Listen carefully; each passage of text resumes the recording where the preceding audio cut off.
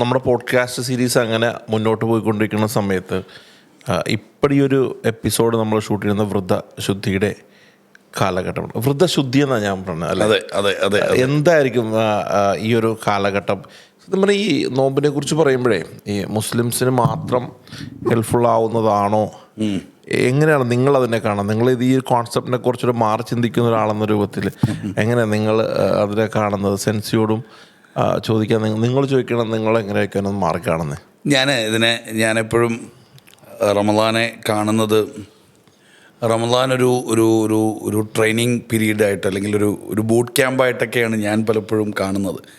ഒരു 30 ദിവസത്തെ ഒരു ഇൻറ്റൻസ് ട്രെയിനിങ് പ്രോഗ്രാം, അതിലൂടെ ഒരു മനുഷ്യനെ ഏറ്റവും നല്ല മനുഷ്യനാക്കി മാറ്റാനുള്ള ദൈവത്തിൻ്റെ ഒരു ട്രെയിനിങ് പ്രോഗ്രാമായിട്ടാണ് ഞാൻ റമദാനെ മനസ്സിലാക്കുന്നത്. അപ്പോൾ അതിനകത്ത് ആത്മീയമായൊരു വശമുണ്ട്, സൈക്കോളജിക്കൽ വശമുണ്ട്, അതിനകത്ത് ഫിസിയോളജിക്കൽ വശമുണ്ട്. അപ്പോൾ ഇതെല്ലാം നമുക്ക് കണക്ട് ചെയ്ത് റമദാനെ ഒന്ന് മനസ്സിലാക്കാൻ ശ്രമിക്കുമ്പോൾ പലപ്പോഴും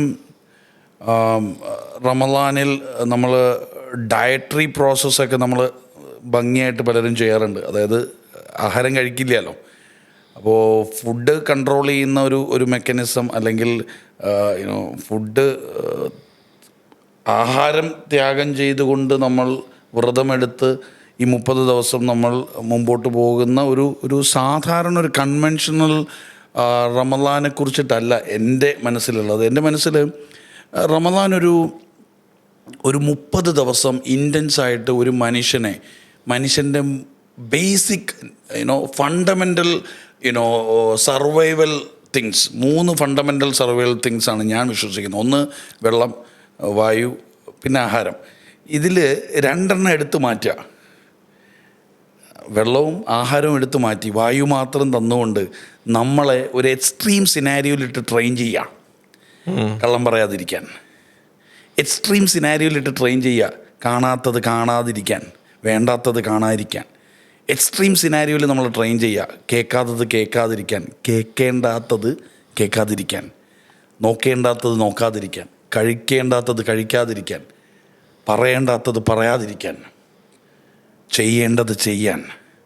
ഒക്കെ എക്സ്ട്രീം സിനാരിയോയിൽ ഒരു 30 ദിവസം ഒരാളെ ട്രെയിൻ ചെയ്താൽ സാധാരണ ഒരു നോർമൽ സിനാരിയോയിൽ 335 ദിവസം അവന് ഈസി ആയിട്ട് അതൊക്കെ ചെയ്യാൻ പറ്റും. അതായത് 30 ദിവസം ഒരു മനുഷ്യനെ എക്സ്ട്രീം സിനാരിയോയിൽ സത്യം പറയാൻ പഠിപ്പിക്കുന്ന ഒരു ട്രെയിനിങ് ആണ്. 30 ദിവസം ഒരു മനുഷ്യനെ ഏറ്റവും വേണ്ടത് പറയാൻ പഠിപ്പിക്കുന്ന ഒരു ട്രെയിനിങ് പ്രോഗ്രാം. 30 ദിവസം ആഹാരം എങ്ങനെ കഴിക്കണം എന്ന് പഠിപ്പിക്കുന്ന ഒരു ട്രെയിനിങ് പ്രോഗ്രാം. ഇത് ഭംഗിയായിട്ട് ചെയ്ത് സക്സസ്ഫുള്ളായിട്ട് ഈ ട്രെയിനിങ് സർട്ടിഫിക്കറ്റ് കിട്ടിയ ഒരാൾക്ക് പിന്നീട് 11 മാസം വളരെ ഈസി ആയിട്ട് ഈ ഒരു നല്ല പേഴ്സണാലിറ്റിയിൽ, നല്ല ക്യാരക്ടറിൽ, നല്ല ആറ്റിറ്റ്യൂഡിൽ, നല്ല ബിഹേവിയറൽ പാറ്റേണിൽ ജീവിക്കാൻ സാധിക്കും. 30 ദിവസത്തെ ഒരു പ്രോഗ്രാം കൊണ്ട് 335 ദിവസവും റിവാർഡ് കിട്ടുന്ന ഒരു ട്രെയിനിങ് പ്രോഗ്രാമായിട്ടാണ് ഞാനിതിനെ സൈക്കോളജിക്കലി മനസ്സിലാക്കുന്നത്. ആത്മീയമായിട്ട് ഇതിനകത്ത് ഒരുപാട് ആത്മീയ വശങ്ങളുണ്ട്. ബട്ട് സൈക്കോളജിക്കലി നോക്കുകയാണെങ്കിൽ ഇത് ഒരു മനുഷ്യൻ്റെ ക്യാരക്ടർ തന്നെ മാറ്റിക്കളയാൻ സാധിക്കുന്ന ഒരു അത്ഭുതകരമായിട്ടുള്ള ഒരു ബൂട്ട് ക്യാമ്പാണ് റമദാൻ. സെൻസി എങ്ങനെയാണ്? റിയാസ് ഭായി ഇപ്പം എന്താ പറഞ്ഞത്, അവിടുന്ന് തുടങ്ങട്ടെ. ക്യാരക്ടർ എന്നാണ് പറഞ്ഞത്. 21 തരത്തിലുള്ള സി ഉണ്ട്. 21 അത് ആദ്യത്തെ ക്ലാരിറ്റിയാണ്. ക്ലാരിറ്റി എന്തിൻ്റെ ക്ലാരിറ്റി? നമുക്ക് എല്ലാത്തിനും ജീവിതത്തിൽ എല്ലാത്തിനും ക്ലാരിറ്റി വേണം. ക്ലാരിറ്റി ഇല്ലാതെ നമ്മൾ എന്ത് തന്നെ തുടങ്ങിക്കഴിഞ്ഞാൽ നമ്മൾ എവിടെയെങ്കിലും പോയിട്ട് അവസാനിക്കാൻ പോകും. നമ്മൾ വിചാരിച്ച സ്ഥലത്ത് അവസാനിക്കാൻ പോകുന്നില്ല. അതിൽ ഏറ്റവും അവസാനത്തുണ്ട് 21ാമത്തത്, ഏറ്റവും പവർഫുൾ ആയിട്ടുള്ള അതാണ് ക്യാരക്ടർ. ഒരു വ്യക്തിൻ്റെ ക്യാരക്ടർ അത് ബിൽഡ് ചെയ്യണം. ഇപ്പോൾ നിങ്ങൾ പറഞ്ഞ ഒരു ബൂട്ട് ക്യാമ്പ്, ഞാൻ ഇതിനെ അഡ്രസ്സ് ചെയ്യൽ നമ്മൾ റിലീജിയസ് ആയിട്ടല്ല ഞാൻ പോകുന്നത്. ഞാനൊരു ലീഡർഷിപ്പ് പെർസ്പെക്റ്റീവ് ഇത് പറയട്ടെ. ഇത് നമ്മൾ പഠിപ്പിക്കണം, നോമ്പ് പഠിപ്പിക്കുന്നത്, അല്ലെങ്കിൽ വ്രതം, ഫാസ്റ്റിങ്, അത് പഠിപ്പിക്കുന്ന 3 കാര്യങ്ങളുണ്ട്. അത് 3നെ ഞാൻ 3 P എന്നാണ് പറയാം. Letter P. Number 1 is patience. നമ്മൾ എത്രയോ ചിലപ്പം ഭക്ഷണപ്രിയരായിരിക്കും. നിങ്ങൾ ഭക്ഷണപ്രിയരാണോ? ഫുഡിയാണോ നിങ്ങൾ? ഫുഡിയാണോ നിങ്ങൾ? ഒരു പരിധി വരെ. ഒരു പരിധി വരെ. നല്ല സ്മെല്ലുണ്ടെങ്കിൽ നമുക്ക് വിശക്കാത്ത ആൾക്കാർക്ക് വിശക്കാൻ തുടങ്ങും. ഞാൻ ശ്രദ്ധിച്ച ചില ട്രെയിനിങ്ങിനൊക്കെ പോകുമ്പോൾ അവിടെ ചിലപ്പോൾ ഉച്ചയ്ക്ക് ചിലപ്പോൾ സ്റ്റാർ ഹോട്ടലായിരിക്കും, അവിടെ ചിലപ്പോൾ ഫുഡൊക്കെ സെർവ് ചെയ്യും. നമ്മൾ ട്രെയിനീസിന് സെർവ് ചെയ്യുന്നുണ്ടാവും. പക്ഷേ നമ്മൾക്ക് ഒരിക്കലും തോന്നൂല ഭക്ഷണം കഴിക്കാൻ.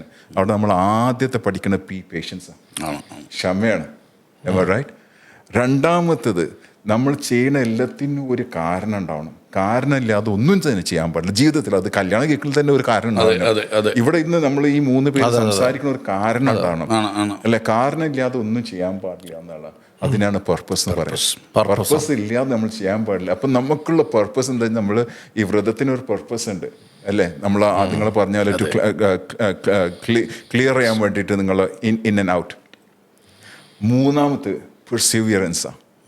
അതായത് എന്തുണ്ടായാലും ഞാൻ ആ ഒരു ടൈമുണ്ട് നമുക്ക്, ആ ടൈം വരെയാണല്ലോ നമ്മൾ ഈ വ്രതം വെക്കല്. 6:30, 7 o'clock what ever it is, മനസ്സിലായില്ലേ? ആ ഒരു ടൈം വരെ ഞാൻ ചെയ്യും, തീർക്കുന്നുള്ള ഈ 3 ലെസൺസ് നമ്മൾ ഇതിൽ നിന്ന് പഠിക്കണം. അതൊരു ലീഡറിനാവണം.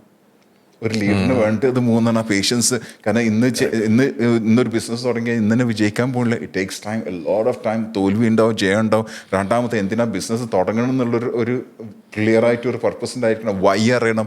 മൂന്നാമത്തേത് ലാസ്റ്റ് വരെ എത്തിക്കുന്ന ആള്, അല്ലേ? ചിലവരുണ്ട് സ്റ്റാർട്ട് ചെയ്യും, ചിലർ സ്റ്റാർട്ടേഴ്സാണ്, ചിലർ പ്ലെയർമാരാണ്. പ്ലെയർ എന്ന് വെച്ചാൽ അവർ കളിക്കുന്നുണ്ടാവും, പക്ഷേ യഥാർത്ഥത്തിൽ എവിടെ കളിക്കുന്ന അവർക്ക് അറിയില്ല. ഈ ലാസ്റ്റിലെ ലീഡർ മാത്രമേ ഉള്ളൂ ലാസ്റ്റിൽ എത്തിക്കുക.